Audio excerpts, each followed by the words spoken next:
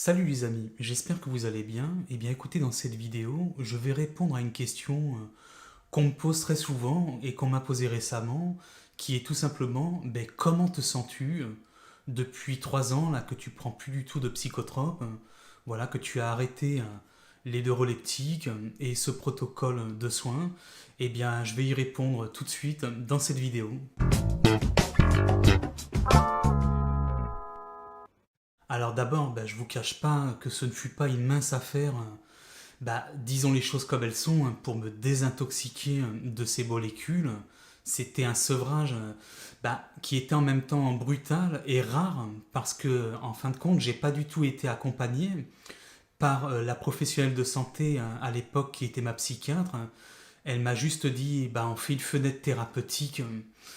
Ouais, c'était histoire de dire aussi que de toute façon, elle avait bien compris que j'étais en train d'arrêter de moi-même et quelque part de vouloir me faire croire qu'on me laissait le choix. Je suis pas totalement dupe, mais bref. Alors revenons immédiatement sur la question initiale. Depuis maintenant plus de 3 ans que je prends plus du tout de médicaments, comment je me sens déjà au niveau physique? C'est très clair. La forme physique que j'ai aujourd'hui, c'est même pas la forme physique que j'avais avant d'aller voir un psychiatre et avant de prendre un traitement, à savoir que ma forme physique, elle est au top du top comme jamais elle a été.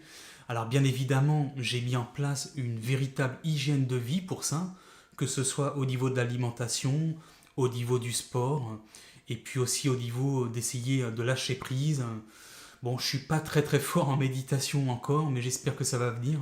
Ma forme physique, biologique, a été également confirmée avec les analyses, les nombreuses analyses que j'ai fait réaliser à partir de 2020.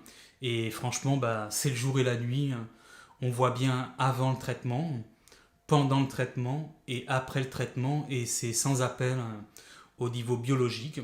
Je rappelle que sous traitement neuroleptique, dans mon cas, j'avais effectivement développé une stéatose hépatique, un syndrome métabolique, du prédiabète de type 2, ainsi qu'une hépatite médicamenteuse, des troubles hormonaux comme l'hyperprolactinémie avec gynécomastie. Je vous passe les détails de l'humiliation psychique et de tout ce que j'ai fait pour m'en sortir au niveau sportif à ce niveau-là. En gros, les Libyens, je les ai perdus. Voilà, je me suis musclé, j'ai couru pour rattraper tout ça, voilà, au niveau aussi esthétique. Ça n'a pas du tout été une mince affaire. Alors bon, là, j'ai parlé de l'aspect physique, mais ce qui serait très important d'entendre, c'est aussi comment je me sens mentalement depuis que je suis plus sous ces médicaments-là, qui sont quand même de sacrés perturbateurs, et c'est peu de le dire. Ce qui est terrible avec les neuroleptiques, c'est effectivement ce phénomène d'ataraxie. Et là, j'étais en plein dedans, ce phénomène recherché initialement par Henri Laborit, voilà, et qui est peut-être, les gars, quand même, au niveau historique, il faudrait vraiment comprendre que c'était utopique dès la base même du concept, et qu'il faut vraiment se dépêcher de trouver autre chose que de sédater les gens, et d'autant plus lorsqu'ils n'en ont pas besoin, et d'autant plus quand il n'y a aucun suivi post-traitement comme ce fut mon cas.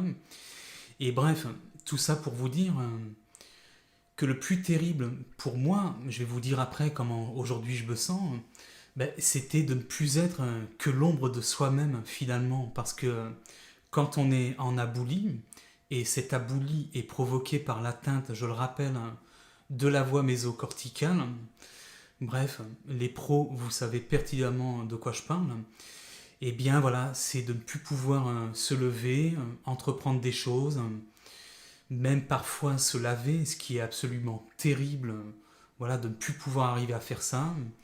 Le sport, c'est même pas quelque chose qu'on puisse envisager. La libido, c'est comme si il n'y avait jamais rien eu à ce niveau-là. Il vous vient même pas à l'idée de quoi que ce soit au niveau libido. Bref, j'étais débranché et endormi et forcément, lorsque j'ai arrêté d'ingérer ces molécules, je suis revenu à la vie.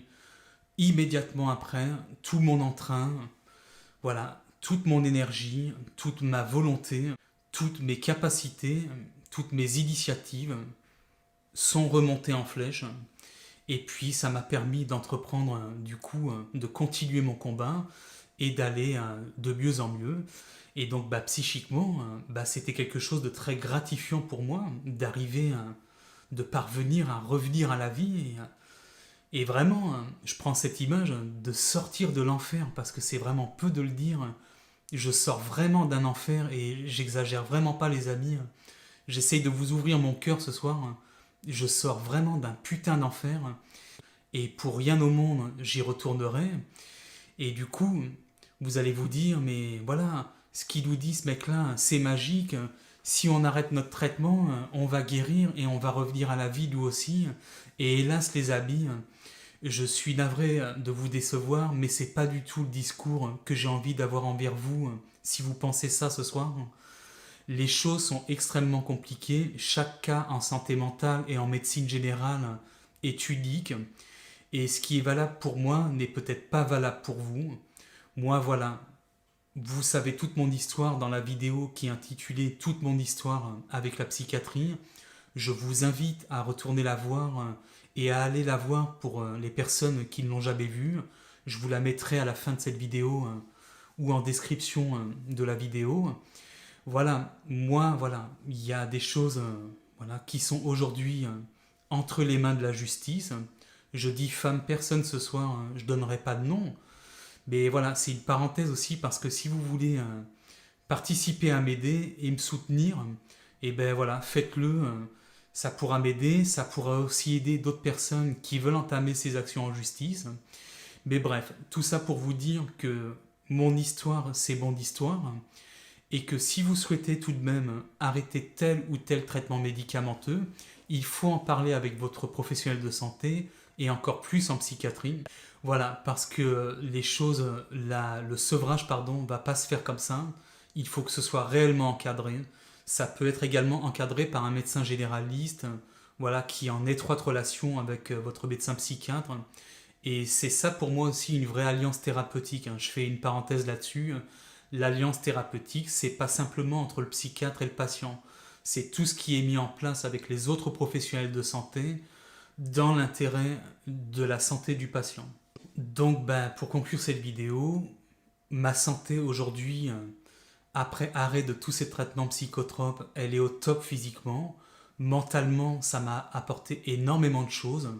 Si j'avais pas traversé ce malheur, je me serais jamais intéressé à l'alimentation, que ce soit l'alimentation vivante ou tout simplement essayer de manger correctement, de pas faire n'importe quoi aussi au niveau des horaires de repas, les grignotages, le sédentarisme. Alors forcément, pardon, on est sédentaire lorsqu'on est en ataraxie, lorsqu'on est endormi par les psychotropes, et ça c'est de la faute de personne. Mais bref, toute cette épreuve m'a fait m'intéresser à l'alimentation, au sport, mais j'étais déjà sportif avant. Ça, voilà. Mais ça m'a permis encore de renforcer mon hygiène sportive, d'avoir une assiduité par rapport à ça, et puis de prendre conscience que la vie, les habits, elle tient souvent qu'à un fil, qu'il faut profiter des moments de bonheur, qu'il faut provoquer les moments de bonheur. Et puis voilà les amis, c'est ça que j'ai envie de vous dire ce soir dans cette vidéo. Eh bien écoutez, c'est la fin de cette vidéo. Merci de m'avoir posé cette question et puis de m'avoir fait réaliser cette vidéo. Prenez bien soin de vous, à très bientôt pour une prochaine et ciao ciao.